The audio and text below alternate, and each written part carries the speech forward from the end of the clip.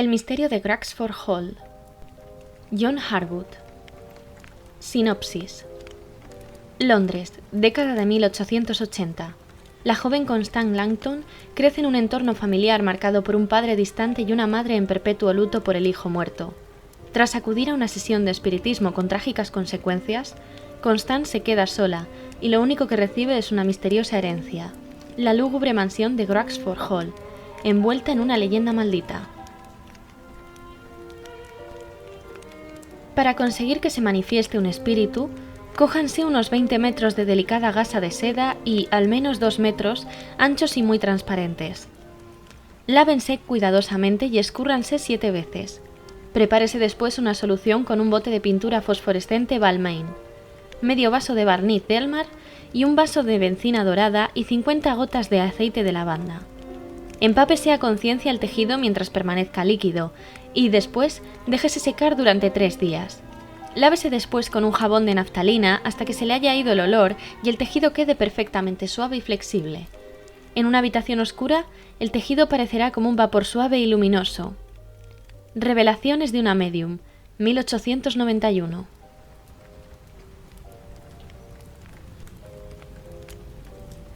Primera parte. Narración de Constance Langton.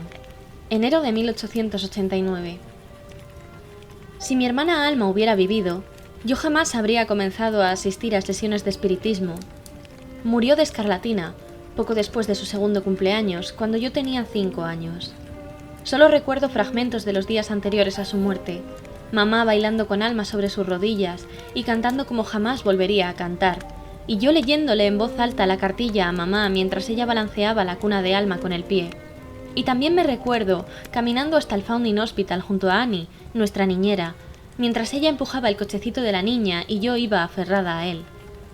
Recuerdo haber llegado a casa después de uno de aquellos paseos y que me permitieron cuidar de Alma junto a la chimenea del salón, y sentir el calor de las llamas en mis mejillas mientras la sujetaba en mis brazos. Recuerdo también, aunque tal vez solo me lo contaron, haber estado tumbada en mi camita y temblar, mirando por la ventana, que parecía muy pequeña y muy lejana, y oír el sonido de la lluvia al caer, amortiguado, como si lo oyera a través de una tela de algodón. No sé cuánto duró mi enfermedad, pero en mi memoria parece como si me hubiera levantado y hubiera encontrado la casa envuelta en tinieblas, y como si mi madre se hubiera tornado irreconocible. Estuvo encerrada en su habitación durante muchos meses, a lo largo de los cuales solo se me permitieron breves visitas. Las cortinas siempre estaban echadas. A menudo parecía que mamá ni siquiera era consciente de que yo estaba allí, y cuando finalmente se incorporó y salió de su habitación, parecía una anciana, con el pelo lacio y escaso. Aún permanecía hundida en su insondable dolor. Algunas veces me hacía llamar, y después parecía que no supiera por qué me encontraba allí, como si hubiera acudido a su llamada una persona equivocada. Cualquier cosa que me atreviera a decirle se estrellaba contra aquella gélida indiferencia, y si me sentaba en silencio a su lado, comenzaba a sentir el peso de su amargura sobre mí hasta el punto de creer que me asfixiaba.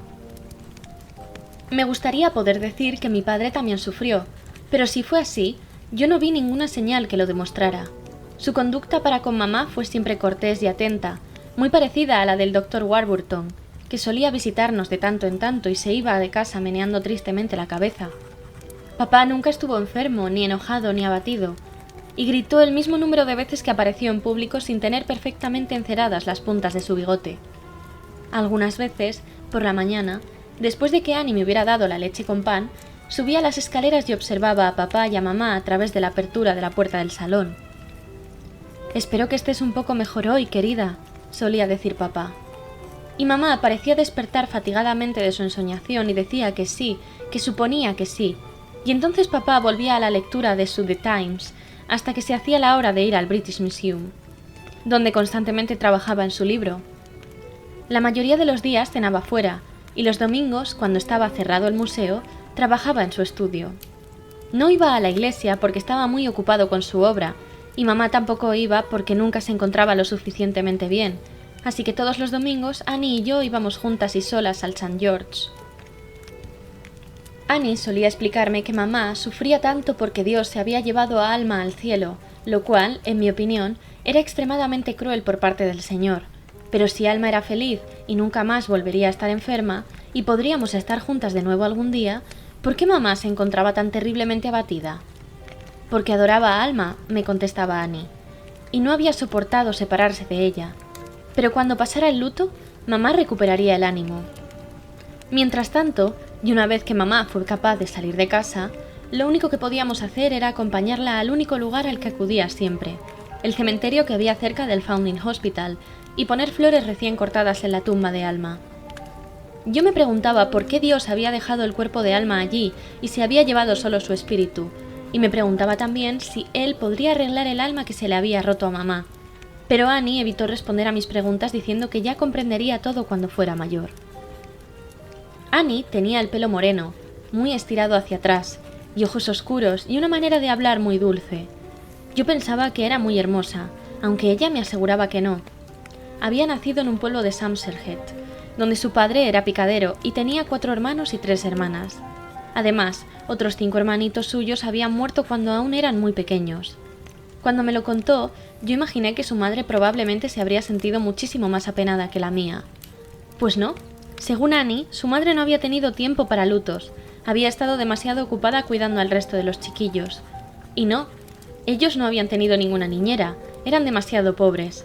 Sin embargo, las cosas habían mejorado mucho últimamente, porque 3 de sus hermanos se habían alistado en el ejército y sus 2 hermanas mayores habían entrado a servir de criadas, como ella, y todos, excepto uno de los hermanos que andaba con malas compañías, podían enviar dinero a su madre. Siempre que hacía buen tiempo, Annie y yo salíamos a dar un paseo por la tarde. Nuestra casa estaba en Holborn, y durante aquellos paseos a veces nos deteníamos en Foundling Hospital para ver a las niñas hospicianas, con sus baberos blancos y sus batas de estameña marrón. Aquel lugar parecía tan enorme como un palacio, con su avenida de farolas y más ventanas de las que yo podía contar, y había una estatua de un ángel en la entrada. Los hospicianos, eso me decía Annie, porque tenía una amiga que era también criada y que había estado allí cuando era niña. Los hospicianos, en fin, eran niños a los que sus madres habían dejado allí cuando eran bebés. Los hospicianos, eso me decía Annie, porque tenía una amiga que era también criada y que había estado allí cuando era niña. Los hospicianos, en fin, eran niños a los que sus madres habían dejado allí cuando eran bebés, bien porque fueran demasiado pobres o porque estuvieran demasiado enfermas para poder ocuparse de ellos. Y efectivamente, para aquellas madres era muy triste tener que abandonarlos, pero al fin y al cabo los hospicianos iban a gozar de una vida mucho mejor en el hospital. Todos los bebés se encomendaban a buenas familias del campo, hasta que cumplían los 5 o 6 años, y después regresaban al hospital para su escolarización. Comían carne 3 veces a la semana, y los domingos asado de ternera, y cuando ya eran lo suficientemente mayores, los chicos ingresaban en el ejército y las chicas se colocaban como doncellas al servicio de las damas. A mí me interesaba saberlo todo acerca de aquellas madres, que habían entregado a sus bebés al hospicio. Después de todo, la madre de Annie había sido muy pobre, pero había conservado a todos sus hijos en casa. Annie parecía un poco renuente a contestarme, pero en alguna ocasión me dijo que la mayoría de los hospicianos estaban allí porque los padres se habían marchado y habían abandonado a las madres a su suerte. «Así que, si papi se va», preguntaba yo, «¿me enviarán a un hospicio?» «Por supuesto que no, niña», contestaba Annie. «Tu papá no se va a ir a ninguna parte y yo estaré aquí para cuidarte. Además, tú ya eres demasiado mayor para entrar en un hospicio». Aquella tarde, un poco después, mientras nos encontrábamos bajo el ángel, observando a los niños hospicianos que jugaban en la parte correspondiente de su patio, Annie me contó la historia de su amiga Sara, cuya madre la había abandonado en el hospital porque el padre se había marchado antes incluso de que ella naciera. Sara había conservado el apellido de su madre, Baker, pero no recordaba nada de ella. En cambio, había crecido adorando a la mujer que la cuidó, una tal señora Garrett, de Wiltshire, y había llorado todo lo que se puede llorar cuando tuvo que regresar al Foundling Hospital para ir a la escuela. El señor y la señora Garrett se habrían quedado con Sara encantados, porque todos sus hijos habían muerto, pero eran muy pobres, y el hospital no podía pagarles por cuidar a Sara una vez que la niña alcanzara la edad de ir a la escuela. Sí, a veces se permitía que las señoras del campo se quedaran con los niños a los que cuidaban, pero solo si podían demostrarle al Foundling Hospital que contaban con suficiente dinero como para ocuparse de ellos adecuadamente. Del mismo modo, las madres que habían tenido que dejar a sus hijos podían volver y recogerlos si la fortuna volvía a sonreírles. Creo que yo tenía alrededor de 6 o 7 años cuando se me ocurrió por primera vez que yo también podría ser una hospiciana. Ello explicaría que viviéramos tan cerca del Foundling Hospital. Habíamos vivido en el campo antes de que naciera Alma, aunque yo solo tenía recuerdos difusos de aquel tiempo. Y Annie no podía resolver mi duda, puesto que vino a vivir con nosotros después de que nos trasladáramos a Londres. Por supuesto, yo podría haber sido otro tipo de huérfana. Annie me había dicho que había otros hospicianos, y me miró de un modo muy extraño cuando le pregunté si podíamos ir a verlos. Yo había oído hablar también de bebés que habían sido abandonados en las escaleras de las casas, en canastillas. Podría haber sido uno de esos. Tal vez mamá había tenido otros niños que habían muerto, y entonces me habrían adoptado a mí, puesto que era huérfana, y habían decidido quedarse conmigo. Y entonces el Señor les había concedido después a Alma, aunque esta teoría conseguía que todo el asunto resultara doblemente inexplicable. Si Dios era un Dios tan misericordioso, tal y como decía el señor Halstead en sus sermones dominicales, ¿por qué se la había arrebatado tan pronto? ¿Es que había pretendido Dios probar la fe de mi madre como hizo con Job? Dios te lo da y Dios te lo quita, había dicho el padre Job. Bendito sea el nombre del Señor. Yo no podía entenderlo. Sin embargo, mis sospechas echaron raíces y crecieron. Ello explicaba por qué mamá había querido a Alma mucho más que a mí, y por qué yo nunca pude consolarla, e incluso por qué no la quise tanto como debería, tal y como llegué a intuir con un profundo sentimiento de culpa. Aunque constantemente rogaba a Dios que le devolviera a mi madre la felicidad, temía quedarme a solas con ella en el oscuro salón en el que pasaba sus días. Yo me sentaba en el sofá junto a ella, como si estuviera haciendo labor o fingiendo leer, y sintiendo como si un corsé de plomo se fuera estrechando lentamente en torno a mi pecho, al tiempo que me repetía silenciosamente a mí misma que yo solo era una hospiciana y que ella no era mi madre. Soy hospiciana y ella no es mi madre. Lo repetía una y otra vez hasta que me daba permiso para irme, y entonces me reprochaba amargamente haber buscado su comprensión. De hecho, todo lo que sentía por mi madre se reducía a un sentimiento de culpabilidad.